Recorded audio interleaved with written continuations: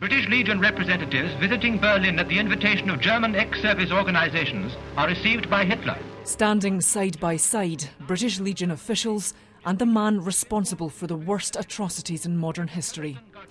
It's unthinkable now, but 4 years before the start of the Second World War, a delegation of World War I veterans went on a peacekeeping visit to Nazi Germany and were received by Adolf Hitler. We British never felt anything but respect for our German enemies in the war years. Photographs of the visit were recently discovered while the British Legion was moving offices.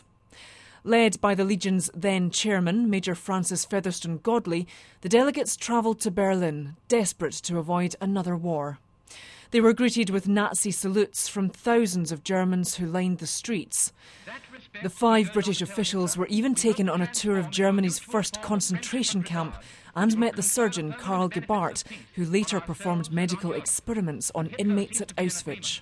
That delegation actually went to Dachau, which was nothing else other than a concentration camp.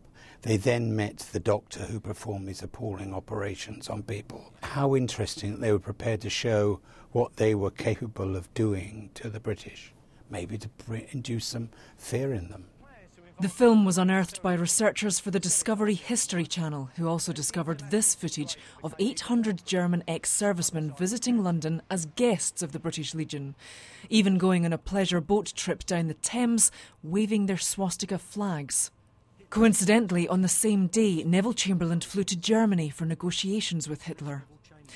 The delegates could never have predicted the brutality of the Führer, but as these astonishing images show, they were prepared to attempt anything to stop yet another war.